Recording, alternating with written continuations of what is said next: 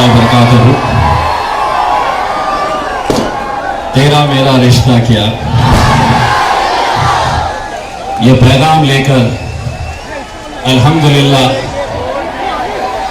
सिर्फ मुंबई तक एक हल्की सी दस्तक क्या दिए थे तो इनको समझ में आ गया था कि हम क्या कहना चाहते हैं।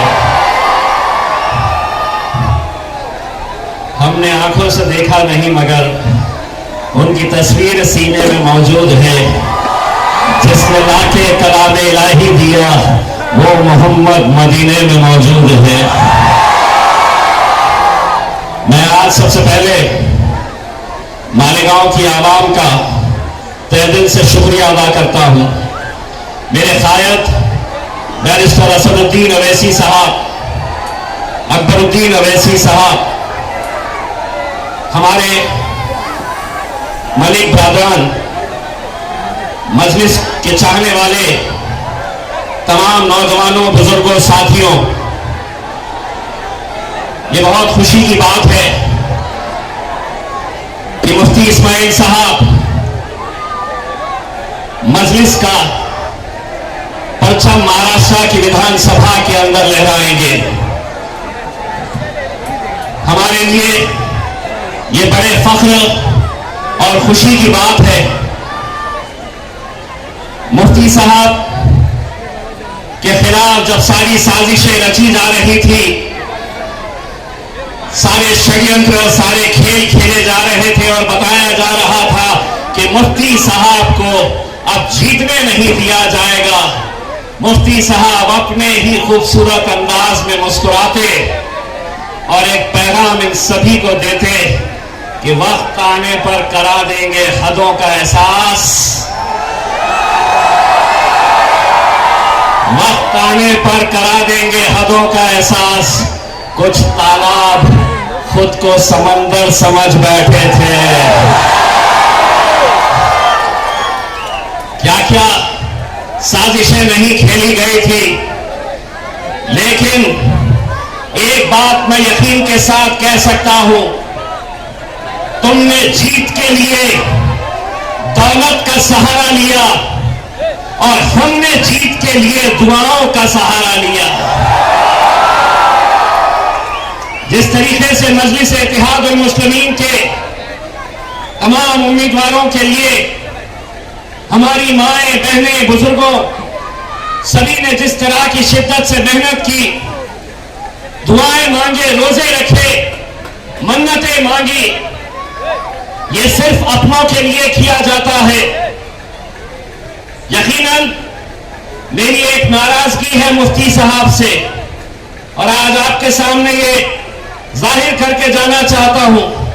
मुफ्ती साहब, आप भी आखिरी राउंड के अंदर जीते, मैं आखिरी राउंड के अंदर हारा। आखिरी राउंड में मुफ्ती साहब कौन सी दुआ पढ़े थे मुझे भी बता देते तो शायद मैं भी निकल जाता।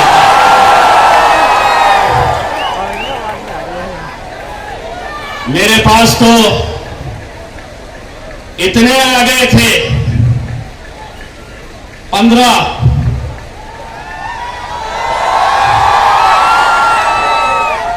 छोड़े गए थे मेरे पीछे, लेकिन अल्हम्दुलिल्लाह नाक में दम कर दिया था भारतीय जनता पार्टी के उम्मीदवार को, नींद हराम कर दी थी।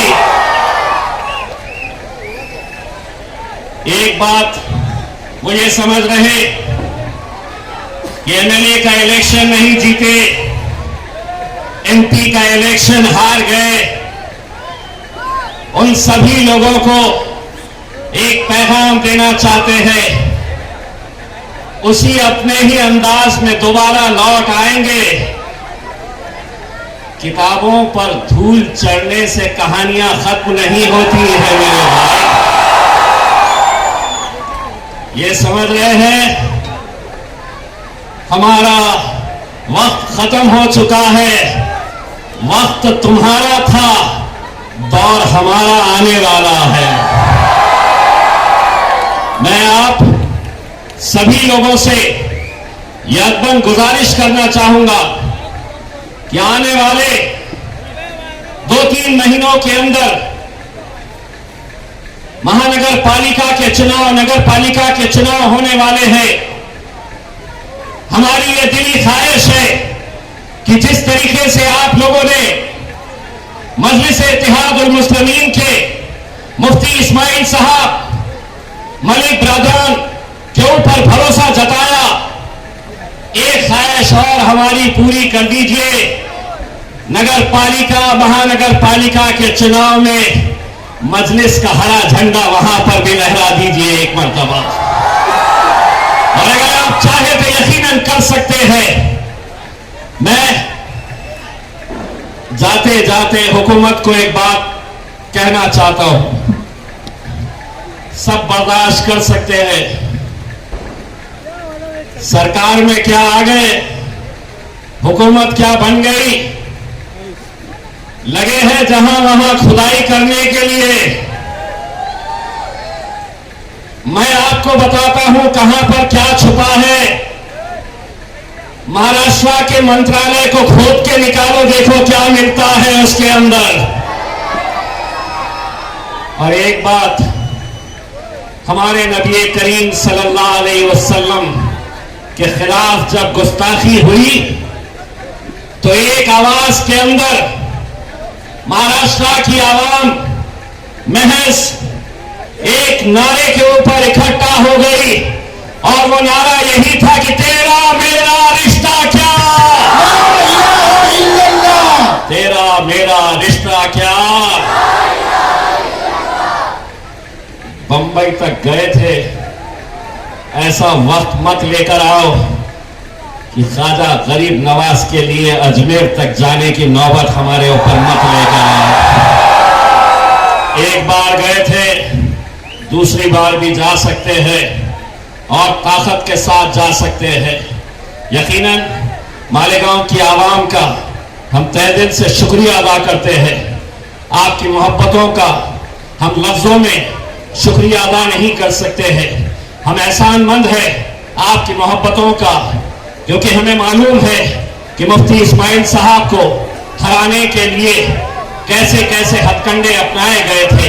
लेकिन एक बार फिर से मैं कहना चाहता हूं, इलेक्शन के दौरान वोट तो दिए जाते हैं, लेकिन कई इलेक्शन ऐसे होते हैं जो दुआओं से भी जीते जाते हैं। और मुफ्ती इस्माइल साहब जिसकी एक जिंदा मिसाल है कि जब लोगों ने अपना हाथ उठाया, लोगों ने मस्जिदों में जाकर सिजदे में मुफ्ती साहब की कामयाबी के लिए दुआएं की, तो आखिरी के चंद लम्हों के अंदर जो यहां थे वो वहां चले गए, जो वहां थे वो यहां पर आकर बैठ गए। मुफ्ती साहब सिर्फ इतना कहना चाहूंगा, आंकड़े मायने नहीं रखते हैं कि विधानसभा में कितने गए हैं। हो सकता है आपसे लोग कहेंगे एक है, क्या कर लोगे, तो उनको कहना 6 फुट 4 इंच एक पार्लियामेंट को हिला सकता है तो मुफ्ती साहब महाराष्ट्र की विधानसभा में हिला सकते हैं। बहुत बहुत शुक्रिया। अल्हम्दुलिल्लाह।